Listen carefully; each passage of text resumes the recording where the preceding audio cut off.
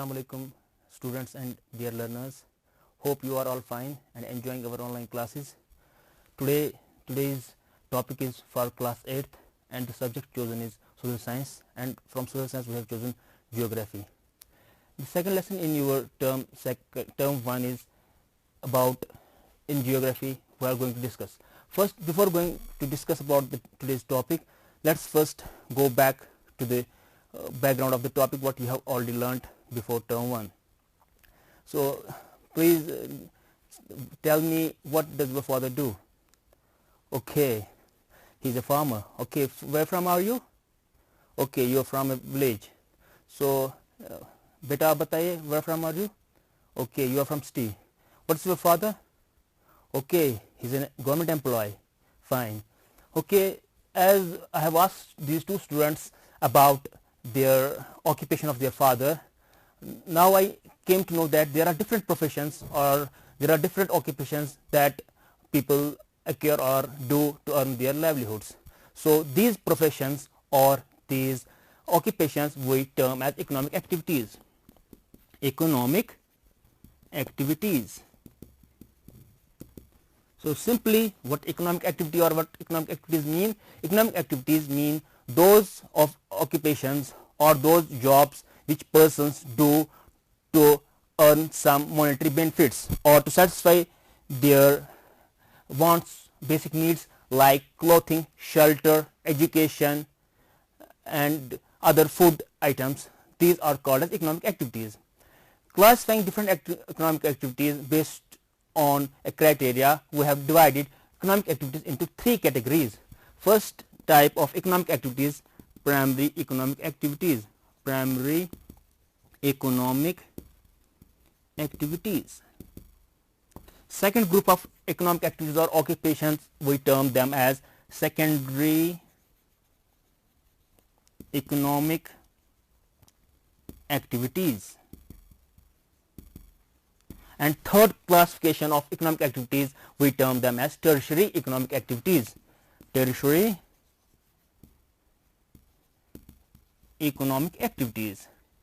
Up to your level, that's up to 8th or up to 10th standard, we classify economic activities only into these three categories. Otherwise, at higher level, in 11, 12 and up higher classes, we have further classification of economic activities. So first we will discuss what primary activity means or what are primary activities. Primary activities are those activities from which the person derives his livelihood directly from the nature or directly from the environment. So we can say that those activities which are directly related to nature or which are directly related to environment, those activities, when we get some economic benefit or monetary benefit out of them, we term those as primary economic activities. Simple words में हम ये कहेंगे बच्चों कि जो economic activities directly या पूरी तरीके से सिर्फ नेचर या कुदरत या एनवायरनमेंट के साथ लिंक्ड हो, उनके साथ जुड़ी हुई हो, उन इकोनॉमिक एक्टिविटीज को हम बोलते हैं प्राइमरी इकोनॉमिक एक्टिविटीज. तो कोई मुझे ऐसी एग्जांपल दे सकता है बच्चों कि जो एक्टिविटी या अपने पड़ोस में देखोगे अपना कोई पेरेंट जो डायरेक्टली नेचर के साथ उसकी लिंक हो और उसी से उसके पैसे आते हो. जैसे अभी एक बच्ची ने हमें बताया कि उनके जो फादर है वो फार्मर है, वो विलेज से है तो फार्मर है, तो उसको हम कैटेगराइज करेंगे क्योंकि वो डायरेक्टली नेचर से जुड़े हुए हैं, ग्राउंड से जुड़े हुए हैं, तो वो प्राइमरी एक्टिविटी में डालेंगे. इसके अलावा भी बहुत सारी इकोनॉमिक एक्टिविटीज है जिनको हम प्राइमरी एक्टिविटी में डालते हैं. मैं एग्जांपल दूंगा, जैसे हमारे पास है एग्रीकल्चर. एग्रीकल्चर तो एग्रीकल्चर ये क्या है? ये प्राइमरी इकोनॉमिक एक्टिविटी है. ऐसे हमारे पास है माइनिंग. किसी को पता है माइनिंग? जी, माइनिंग मीन्स जब हम जमीन के नीचे से कानून में से कुछ निकालते हैं, जमीन के नीचे से कोई एलिमेंट निकालते हैं, कोई मेटल निकालते हैं, जैसे आयरन निकालते हैं, हम कॉपर निकालते हैं, उसको हम वो एक्टिविटी जो है उसको हम बोलते हैं माइनिंग. आपने टीवी पे ये चीजें देखी होंगी, न्यूज में भी आती हैं, बाकी सीरियल में भी कभी कभी दिखाते हैं कि कुछ वहां जमीन के नीचे से वो निकाल रहे होते हैं, उसको बोलते हैं माइनिंग. क्वायरिंग, जो भी जमीन से निकालते हैं, तो ये सारी एक्टिविटीज जो जमीन के साथ डायरेक्टली लिंक्ड हो, नेचर के साथ डायरेक्टली लिंक्ड हो, उनको हम प्राइमरी एक्टिविटीज में डालते हैं. Second group of economic activities जो है जिनको हम बोलते हैं सेकेंडरी. तो सेकेंडरी इकोनॉमिक एक्टिविटीज वो इकोनॉमिक एक्टिविटीज होती हैं जो जमीन के साथ डायरेक्टली लिंक्ड ना हो, बल्कि जिनका जो रॉ मटेरियल है, रॉ मटेरियल मुझे लगता है बच्चों को पता होगा जी, बच्चा बताओ रॉ मटेरियल पता है किसे कहते हैं जी, वेरी गुड। रॉ मटेरियल वो चीज है जो खाम चीज होती है, जिससे हम कोई प्रोडक्ट फिर बनाते हैं। वो खुद बजाहिर हम इस्तेमाल के लिए नहीं करते हैं, बल्कि उसको मशीन में डाल के या प्रोसेसिंग करने के बाद उससे कोई प्रोडक्ट बनता है। तो सेकेंडरी इकोनॉमिक एक्टिविटीज का मतलब है कि वो इकोनॉमिक एक्टिविटीज जो रॉ मटेरियल लेंगी कहां से, प्राइमरी एक्टिविटी से रॉ मटेरियल लेंगी। रॉ मटेरियल आया कहां से, यहां से, प्राइमरी इकोनॉमिक एक्टिविटी से रॉ मटेरियल आया, और फिर उसको मशीन में डाल के प्रोसेसिंग करने के बाद, प्रोसेस करने के बाद उससे कोई प्रोडक्ट हमें आया, जिसको हम बोलते हैं एंड प्रोडक्ट। रॉ मटेरियल यहां से आया प्राइमरी एक्टिविटी से, उसके बाद प्रोसेसिंग हो गई, ये मान लो हमारी फैक्ट्री या इंडस्ट्री में होगी इसकी प्रोसेसिंग, पी मींस प्रोसेसिंग हो गई, उसके बाद हमारे पास आया फाइनल प्रोडक्ट या फिनिश्ड प्रोडक्ट, फाइनल प्रोडक्ट हमारा आया। तो कोई बच्चा मुझे बता सकता है ऐसी कोई एग्जांपल जो रॉ मटेरियल आया प्राइमरी प्रोडक्ट से और प्राइमरी एक्टिविटी से, और हमने उसको प्रोसेस करके इंडस्ट्री में डाल के प्रोसेसिंग की और उससे नया प्रोडक्ट कोई आया। बहुत सारी ऐसी चीजें आपकी होंगी। जैसे हम एग्जांपल देंगे, हमारे पास टेबल है, टेबल जो बना होता है वुड का, अगर हम वुड टेबल बात कर रहे हैं, टिम्बर से बना हुआ, तो वो टेबल जो है वो बना तो फैक्ट्री में, मगर जो असल में रॉ मटेरियल उसका था वो कहां से आया, प्राइमरी एक्टिविटी से। कैसे, जो फॉरेस्ट से आया, फॉरेस्ट में जो पेड़ था वो निकाला, तो यहां से आया, यहां तो वो टेबल नहीं बना, वहां से सिर्फ प्राइमरी रॉ मटेरियल आया, और फिर मशीन में गया, इंडस्ट्री में, उसके बाद उसको प्रोसेसिंग की, उसमें बहुत सारे प्रोसेस लगे, लकड़ी को काटा, उसके बाद उसको फिनिशिंग किया, कलर किया, तो हमारे पास प्रोडक्ट आ गया, प्रोडक्ट आ गया हमारे पास एक टेबल। ठीक, तो ये हमारा हो गया सेकेंडरी इकोनॉमिक एक्टिविटी, जिसमें हम जो प्राइमरी प्रोडक्ट है उसको प्रोसेस करके उसमें कोई प्रोसेसिंग करते हैं, मशीन में डालते हैं और नया फाइनल प्रोडक्ट हम अपना लाते हैं, तो इसको बोलते हैं सेकेंडरी इकोनॉमिक एक्टिविटी। होप आपको ये समझ आया होगा बच्चों। कोई भी जो प्रोडक्ट था, रॉ मटेरियल जो प्राइमरी प्रोडक्ट से आया था, प्राइमरी इकोनॉमिक एक्टिविटी से आया था, उसको हमने मशीन में डालकर, इंडस्ट्री में डाल के उसको फिनिश्ड प्रोडक्ट बनाया। तो इस फिनिश्ड प्रोडक्ट को जब बनाया, ये कहां पे हुआ, ये हुआ सेकेंडरी इकोनॉमिक एक्टिविटी में। और यहां पे पी लिखा, ये असल में इंडस्ट्री में हुआ। प्रोसेसिंग कैसे हुई, ये किसी फैक्ट्री में, इंडस्ट्री में हो गई, किसी कारखाने में हुई, ठीक, या किसी मिल में हुई, फैक्ट्री बोले, इंडस्ट्री बोले, ये हो गया। तो यहां तक आपको समझ आया primary products, then going to secondary, उसके बाद हमारे पास है थर्ड इकोनॉमिक एक्टिविटी है, वो टर्शियरी है। इस टर्शियरी इकोनॉमिक एक्टिविटी को हम दूसरा नाम देते हैं सर्विसेज। सर्विसेज का मतलब कि इसमें जो इकोनॉमिक एक्टिविटी है ये सर्विस प्रोवाइड करती है, दो नया प्रोडक्ट नहीं बनाते हैं। जैसे इसमें हमने देखा नया प्रोडक्ट बन रहा है, टर्शियरी इकोनॉमिक एक्टिविटी में कोई नया प्रोडक्ट नहीं बना रहे, बल्कि हम सिर्फ सर्विसेज प्रोवाइड कर रहे हैं। मैं एग्जांपल दूंगा, जैसे मैं आपको पढ़ा रहा हूं एज ए टीचर, मैं आपको बच्चों पढ़ा रहा हूं, या आपके स्कूल में टीचर पढ़ाते हैं, तो वो असल में क्या कर रहे हैं, नया प्रोडक्ट कोई नहीं बना रहे हैं आपके सामने। जैसे इसमें हमने टेबल देखा या पेन हम बनाते हैं, ऐसा कुछ यहां नहीं हो रहा है, बल्कि यहां पे हम सर्विस प्रोवाइड कर रहे हैं। टीचर आपको सर्विस प्रोवाइड कर रहा है, वो आपको पढ़ा रहा है। अब डॉक्टर के पास जाते हैं, खुदा न खास्ता आप कभी बीमार होते हैं तो डॉक्टर के पास जाते हैं, तो वहां पे जो डॉक्टर ने आपको कुछ नया प्रोडक्ट नहीं बना के दिया, बल्कि उन्होंने क्या किया, आपकी सर्विस प्रोवाइड की। उन्होंने आपसे पूछा कि क्या, अच्छा ठीक, क्या क्या हुआ, तो उन्होंने आपको दवाई प्रिस्क्राइब की, नया कुछ आपको चेंज नहीं किया, बल्कि आपको सिर्फ सर्विस प्रोवाइड की। ऐसे बहुत सारी है, जैसे डेंटिस्ट है, या और भी कार सर्विसिंग करते हैं, या और कोई जो सर्विस हमें प्रोवाइड करते हैं, या ट्रांसपोर्ट में सर्विसिंग होती है। तो वो सारी जो सर्विसेज है उनको हम किस में कैटेगरी में डालते हैं, टर्शियरी इकोनॉमिक एक्टिविटीज में। तो इसके बाद जो ये हमें बैकग्राउंड था अबाउट टुडेज टॉपिक, तो अब हम जाएंगे जो यहाँ पे हमने प्राइमरी एक्टिविटी में देखा। प्राइमरी एक्टिविटी में हमने लिखा कि जो पहला एक एग्जांपल है, एक मिसाल है, वो है एग्रीकल्चर। तो dear students, today's topic which we have to discuss in length is agriculture. तो एग्रीकल्चर, अब मुझे लगता है आप बच्चों को समझ आया होगा। अगर हम एग्रीकल्चर को डिफाइन करेंगे तो किस कैटेगरी में इसको डालेंगे, शाबाश बेटा, अब बताओ किस कैटेगरी में इसको डालेंगे। हमने अभी 3 एक्टिविटीज यहाँ पे दिखाई, इकोनॉमिक एक्टिविटीज। तो एग्रीकल्चर को किस में हमने डाला, वेरी नाइस, ये है प्राइमरी इकोनॉमिक एक्टिविटी। तो अगर हम डिफाइन करेंगे what is agriculture, agriculture is basically, ये प्राइमरी इकोनॉमिक एक्टिविटी थी, प्राइमरी इकोनॉमिक एक्टिविटी। तो ये प्राइमरी इकोनॉमिक एक्टिविटी है।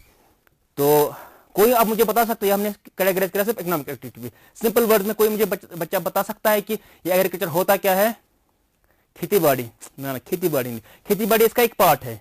खेती-बाड़ी एक्सक्लूसिव या पूरी तरीके से सिर्फ खेती-बाड़ी को हम एग्रीकल्चर नहीं बोल सकते हैं। खेती-बाड़ी जो है उसको हम टर्म देते हैं फार्मिंग या cultivation of crops, that's not agriculture. Completely agriculture नहीं है, एग्रीकल्चर एक पार्ट है, एक हिस्सा है, छोटा सा हिस्सा। कंप्लीटली उसको एग्रीकल्चर को हम खेती-बाड़ी नहीं बोल सकते हैं। तो है क्या ये, जैसे हमने बोला, वो इसका जो फार्मिंग आपने बोला वो एक इसका हिस्सा है, एग्रीकल्चर का एक हिस्सा। जैसे अगर मैं बोलूंगा ये सारा एग्रीकल्चर है, इसमें से एक हिस्सा ये फार्मिंग कहलाया जाता है। इसके अलावा भी, इसको फार्मिंग के अलावा भी आपको और भी चीजें हैं जिनको हम बोलते हैं एग्रीकल्चर। जैसे मैं एग्जांपल दूंगा बच्चों, आप देखते हैं पोल्ट्री प्रोडक्ट्स, पोल्ट्री जो रेयर करते हैं किसको, चिकन को, या हमारे पास डक्स होंगे या स्वैन्स होंगे तो उनको करते हैं, तो वो पोल्ट्री जो है, that poultry itself is agriculture. अगर हम ब्रॉडली देखेंगे तो that's also part of agriculture. या आप देखते हैं मछलियां खाते हैं ना बेटा, शाबाश। तो जो फिशिंग है या रेयरिंग ऑफ फिशेस, ठीक, यहाँ पे poultry means rearing of these poultry birds, जिसमें हमने कहा चिकन्स या हमने बोला डक्स। ऐसे फिशिंग यानी जिसमें हम जो रेयर करते हैं फिशेस को, ठीक, तो ठीक फिशरीज, तो ये भी क्या है, ये भी एक इकोनॉमिक एक्टिविटी है और ये किसमें क्लास की जाती है, एग्रीकल्चर में। तो यहाँ पे हमने बोला पोल्ट्री, अब यहाँ पे शॉर्ट में लिखूंगा पी मींस पोल्ट्री। ऐसे हमने लिखा फिशिंग, फिशरीज, ये भी इसी में आता है। ऐसे ही और भी एक्टिविटीज है, जैसे हम कोई या चाहे शो के तौर पे या लार्ज स्केल पे हम पौधों को उगाते हैं, ठीक, या हम फ्लावर्स को उगाते हैं, फ्लोरिकल्चर, वो सारा इसी का एक पार्ट है। कंप्लीटली हम नहीं बोल सकते सिर्फ फार्मिंग या खेती बाड़ी को हम एग्रीकल्चर कहेंगे, नहीं। एग्रीकल्चर को असली ट्रांसलेशन जो उर्दू है उसको बोलते हैं ज़राअत। ज़राअत बहुत से बच्चों को पता होगा जिन्हें उर्दू इसमें पढ़ा होगा, उर्दू टेक्स्ट बुक में ज़राअत है। और फार्मिंग समथिंग डिफरेंट। खेती बाड़ी जो अपनी कश्मीरी बोलता है, खेती बाड़ी जो खेत के साथ लिंक्ड है वो फार्मिंग है, कल्टीवेशन ऑफ क्रॉप्स। उसमें पोल्ट्री भी अब आएगा, हमें फिशरीज भी एक्सक्लूसिवली आएगा। मुझे लगता है आप बच्चों को ये समझ आएगा। अब हम कंफ्यूज नहीं होंगे आज से, जो भी 8th के बच्चे हैं वो कंफ्यूज आज से नहीं होंगे कि एग्रीकल्चर खेती बाड़ी है सिर्फ, या इसमें सिर्फ रेयरिंग ये वाला नहीं आएगा, सिर्फ हमें इसको कल्टीवेशन ऑफ क्रॉप्स तक महदूद रखेंगे, नहीं। तो ये हमें समझ आया। अगर हम इसको टेक्निकल डेफिनेशन आप देंगे व्हाट्स एग्रीकल्चर, तो agriculture is art and science of cultivation of crops, जो आपकी डेफिनेशन थी उतनी। उसके साथ हम बोलेंगे rearing of live stock. Rearing of live stock में यही आता है जो हमने बोला, लाइव स्टॉक। जैसे हमने कैटल को रेयर करेंगे, एनिमल हस्बेंड्री वाली बात, पोल्ट्री बर्ड्स को करेंगे तो पोल्ट्री, फिशेस को करेंगे तो फिशरीज।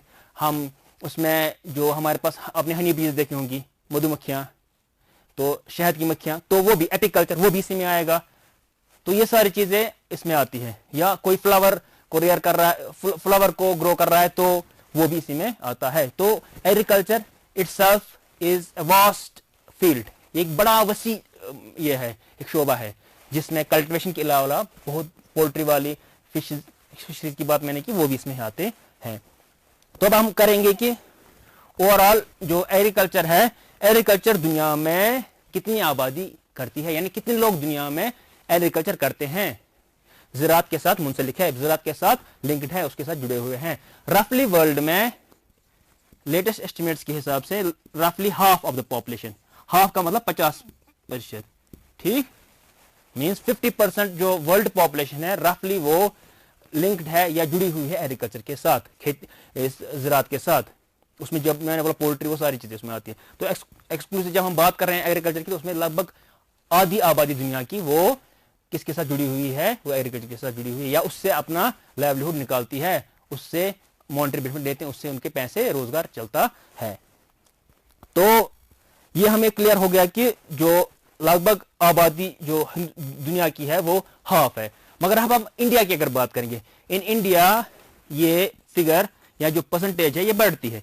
ये रफली 2/3 पॉपुलेशन है, 2/3 पॉपुलेशन यानी about 65-66% of the Indian population जो हिंदुस्तान की आबादी वो एग्रीकल्चर के साथ लिंक्ड हुई है, यानी हिंदुस्तान में ज्यादा लोग एग्रीकल्चर के साथ जुड़े हुए हैं।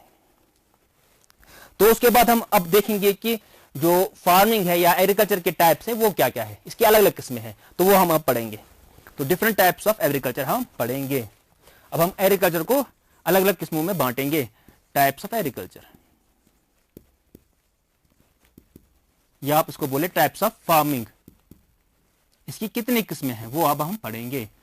तो इस किस बेस पे हमने या क्या बुनियाद रख के हमने बोला कि ये कैटेगरी अलग हो गई, ये अलग होगी, तो हम बताएंगे कि वो कैटेगरी जो हमने किया डिफाइन वो है कि जो जियोग्राफिकल कंडीशंस कैसी है, सॉइल कैसी है, एनवायरनमेंट कैसा है, डिमांड ऑपरेट कैसा है, लेबर का इस्तेमाल कितना हुआ, या टेक्नोलॉजी, लेवल ऑफ टेक्नोलॉजी कितना इस्तेमाल हुई, उस बेस पे हमने टाइप्स ऑफ एग्रीकल्चर किए हैं। मुझे लगता है आपको अपने याद रखा, नोट पे ये नोट किया कि मैंने बोला किस बेस पे हमने किया, हमने बोला ज्योग्राफिकल कंडीशंस के बेस पे, हमने डिमांड कितनी है प्रोडक्ट की, लेवल ऑफ टेक्नोलॉजी कितनी है और लेबर कितना इस्तेमाल हुआ, उसके बेस पे हमने किया। तो हमने इसको दो हिस्सों में बांटा, एग्रीकल्चर को ब्रॉडली हमने दो हिस्से किए, सिर्फ दो हिस्से। तो पहला है हमारा सबसिस्टेंस एग्रीकल्चर, सबसिस्टेंस एग्रीकल्चर, ये सबसिस्टेंस इंग्लिश लैंग्वेज का वर्ड है सबसिस्टेंस। और दूसरा इसको कैटेगराइज हम करते हैं कमर्शियल, ये भी इंग्लिश वर्ड है। किसी बच्चे को पता है सबसिस्टेंस या कमर्शियल में से इस वर्ड का मतलब क्या है? जी बेटा, सबसिस्टेंस नहीं पता है, कमर्शियल पता है, वेरी गुड। बताओ कमर्शियल क्या होता है? ठीक, जो इकोनॉमी के साथ रिलेटेड हो, हाँ कुछ हद तक ठीक है। तो अब हम डिफाइन करेंगे सबसिस्टेंस एग्रीकल्चर में क्या आता है और कमर्शियल एग्रीकल्चर में क्या आता है। सबसिस्टेंस एग्रीकल्चर वो एग्रीकल्चर का टाइप है या दैट टाइप ऑफ एग्रीकल्चर है जिसमें जो फार्मर है वो सिर्फ अपने लिए या अपनी फैमिली के लिए सिर्फ एग्रीकल्चर करता है, खेतीबाड़ी करता है, सिर्फ अपनी फैमिली के लिए, अपनी और अपनी फैमिली के लिए। कमर्शियल में ऐसा नहीं होता है। कमर्शियल में अपने लिए, सिर्फ अपने लिए नहीं बल्कि मार्केट के लिए या बाकी लोगों के लिए भी प्रोड्यूस करता है। इसी वजह से हम कमर्शियल एग्रीकल्चर को मॉडर्न एग्रीकल्चर भी बोलते हैं। वो मैं वजह बताऊंगा क्यों उसको मॉडर्न बोलते हैं, मॉडर्न एग्रीकल्चर या मॉडर्न फार्मिंग बोलते हैं। सबसिस्टेंस एग्रीकल्चर वो एग्रीकल्चर है या एग्रीकल्चर की वो किस्म है जिसमें जो फार्मर है सिर्फ अपने लिए और अपनी फैमिली के लिए सिर्फ करता है। अपने मीन्स वो अपनी फैमिली, चाहे चार उसमें फैमिली मेंबर हो या 5 हो 6 हो, सिर्फ उनके लिए प्रोड्यूस करता है। उसका मकसद या मुद्दा होता है सिर्फ जो मेरे फैमिली मेंबर्स हैं उन तक ये पहुंचना चाहिए, उनके लिए फूड मिलना चाहिए, जो बेसिक एसेंशियल्स हैं उतने मुझे सेटिस्फाई होने चाहिए। मार्केट या दूसरे लोगों के लिए नहीं सोचता है कि मैं बाकी को भी वो दूं, नहीं ना, सिर्फ अपने लिए। तो subsistence agriculture that type of agriculture where the motive या जो पर्पस होता है फार्मर का कि मैं सिर्फ सेटिस्फाई करूं अपनी फैमिली की नीड्स, अपनी फैमिली के लिए प्रोड्यूस कर, इसी वजह से इसका नाम है सबसिस्टेंस। अपनी सबसिस्टेंस करनी है, अपनी जो नीड्स है उनको फुलफिल करना है। कमर्शियल एग्रीकल्चर इसके अपोजिट में है। कमर्शियल एग्रीकल्चर या मॉडर्न एग्रीकल्चर में जो प्रोड्यूसर होता है या जो एग्रीकल्चर करने वाला होता है, फार्मर होता है, वो सिर्फ अपने लिए नहीं प्रोड्यूस करता है बल्कि वो मार्केट के लिए प्रोड्यूस करता है, फॉर मार्केट, अपनी नीड्स भी, और उसको सरप्लस हो जाता है। मान लो अगर उसको नीड्स है 10 यूनिट्स, 10 बोरिया उसको चाहिए, वो प्रोड्यूस करता है 100, जो 90 एक्स्ट्रा हुई वो मार्केट को देता है। यहां पे वो केस नहीं है, वहां पे कोशिश करता है कि मुझे 10 9 10 तो होनी चाहिए, मैं अपनी फैमिली को सेटिस्फाई कर पाऊं, उनकी नीड्स को सेटिस्फाई कर पाऊं। ठीक है, इसमें फर्क है। तो सबसिस्टेंस एग्रीकल्चर में भी फिर दो टाइप्स हैं। First type is primitive subsistence agriculture.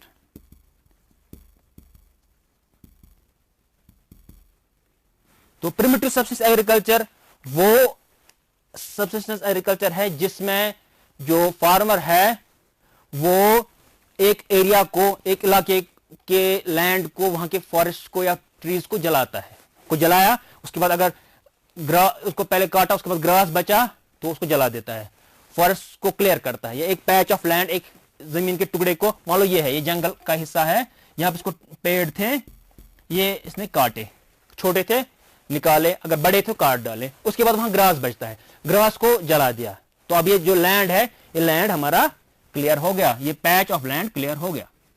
ये प्रिमिटिव है। प्रिमिटिव मींस जो पुराने जमाने, एंशिएंट है, वो लोग करते हैं। आज भी ये प्रैक्टिस होता है, कुछ ऐसे इलाके जो प्रिमिटिव है, दूर दराज ट्राइबल एरियाज है, वहां पे ये, इसी वजह से इसका नाम पड़ गया प्रिमिटिव। तो वहां पे क्या हो गया, लैंड क्लियर, तो यहाँ पे वो एग्रीकल्चर करते हैं, सेटल वहां पे होते हैं और एग्रीकल्चर करते हैं, किया उन्हें अब यहाँ पे एग्रीकल्चर। उसके बाद कुछ साल, 2 साल 4 साल 5 साल के बाद ये लैंड क्या हो गया, इसकी फर्टिलिटी खत्म हो गई। अब वो ये नहीं करते इसकी फर्टिलिटी बढ़ाएंगे, नहीं, बल्कि वो क्या करते हैं, इसी लैंड को शिफ्ट करते हैं। ये इलाका छोड़ा, अब किसी और इलाके में पहुंच गए। मान लो ये मान लो एरिया ए था, यहाँ पे बी में पहुंच गए। वहां पे भी यही प्रोसेस जो मैंने बोला, प्लांट्स को फेल करते हैं, उसके बाद ग्रास को जलाते हैं, लैंड क्लियर, और फिर वहां पे फिर से। तो इसको हम एक्चुअल टर्म में बोलते हैं, क्योंकि इसमें शिफ्ट हुआ, लैंड को शिफ्ट किया गया, जो land of patch of land था वो शिफ्ट किया गया, खुद भी उसी के साथ चले गए। तो इसको हम प्रिमिटिव सबसिस्टेंस एग्रीकल्चर को हम शिफ्टिंग कल्टीवेशन भी बोलते हैं, क्योंकि इसमें शिफ्ट होता है, लैंड जो है वो शिफ्ट करते हैं, शिफ्टिंग एग्रीकल्चर। और इसके अलग अलग इलाकों में इसको अलग अलग नाम है। तो शिफ्टिंग एग्रीकल्चर को कभी कभी हम जूमिंग बोलते हैं, स्लैश एंड बर्न बोलते हैं, अलग अलग कंट्रीज में इसका अपना अपना नाम है। तो इन इंडियन कॉन्टेक्स्ट को हम या तो जूमिंग बोलते हैं, जूमिंग JOOMING, HOOMING, ह्यूमिंग या ह्यूम कल्टीवेशन बोलते हैं, या तो सिंपली ह्यूमिंग या ह्यूम कल्टीवेशन बोलते हैं, जिसमें हम लैंड को क्लियर करते हैं, उसके बाद कुछ टाइम के लिए एग्रीकल्चर करते हैं, उसके बाद 2-4 साल के बाद उसको छोड़ के नेक्स्ट जगह पे पहुंच जाते हैं।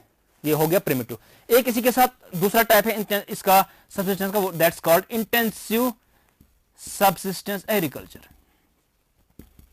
बच्चों आपको समझ आ रहा है? मैंने बोला ब्रॉडली जो एग्रीकल्चर है उसके दो टाइप्स है, सबसिस्टेंस एंड कमर्शियल। अभी हम ये सबसिस्टेंस एग्रीकल्चर के पढ़ रहे हैं, दो types, primitive and intensive. Intensive बोलता है सख्ती इसके साथ।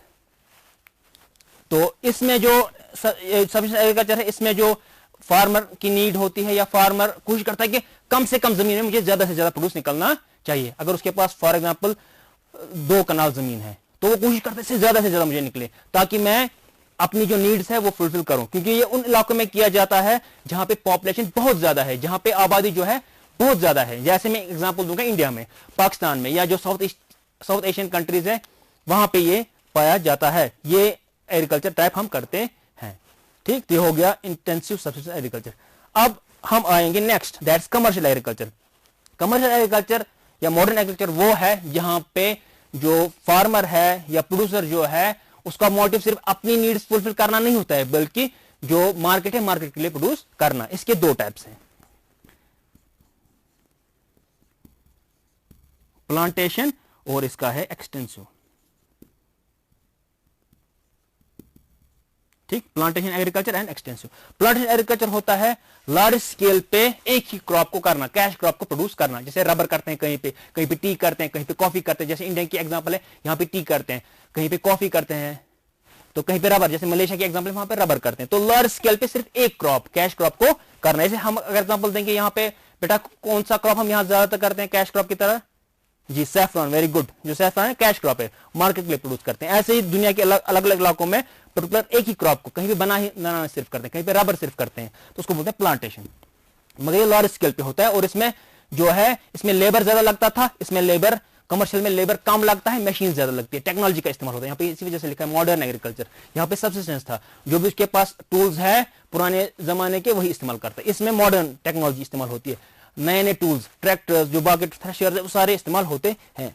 तो ये एक्सटेंसिव एग्रीकल्चर वो था कि हम बहुत सारे लार्ज एरिया को कल्टिवेट करते हैं, उसमें बहुत सारी मशीन्स का इस्तेमाल करते हैं, लेबर का कम इस्तेमाल करते हैं। मैं एग्जांपल दूंगा, ये कहां पे होता है, हमारे स्टेप्स है, डाउन्स है ऑस्ट्रेलिया में, वहां पे एक्सटेंसिव एग्रीकल्चर होता है। लार्ज स्केल जो एरिया है उस पे एग्रीकल्चर होता है। ये अपोजिट है इसका, इंटेंसिव का। जो इंडिया या जो जहां पे पॉपुलेशन ज्यादा थी, यहाँ पे पॉपुलेशन कम है, तो उनके पास बहुत ज्यादा लैंड अवेलेबल है, तो वहां पे वो एक्सटेंसिव एग्रीकल्चर करते हैं और टेक्नोलॉजी का ज्यादा इस्तेमाल होता है, लेबर कम होता है इस वाले में, कमर्शियल में। सबसिस्टेंस में इसका अपोजिट, लेबर ज्यादा, टेक्नोलॉजी बहुत कम। ठीक, या ना के बराबर। ठीक, इसमें पॉपुलेशन बहुत ज्यादा थी, इसमें पॉपुलेशन बहुत कम है, तो लैंड बहुत अवेलेबल है। यहाँ पे लैंड कम अवेलेबल था, इस वजह से वो इंटेंसिव कर रहे थे, जितना एरिया अवेलेबल है उसी में से ज्यादा निकालना। होप बच्चों आपको ये समझ आया होगा कि आज हमने पढ़ा कि व्हाट्स एग्रीकल्चर, उसके बाद टाइप्स ऑफ एग्रीकल्चर, उसके बाद हमने पढ़ा कि डिफरेंट टाइप्स ऑफ एग्रीकल्चर की, फिर टाइप्स, सब types and then their examples, कहां कहां पे होता है।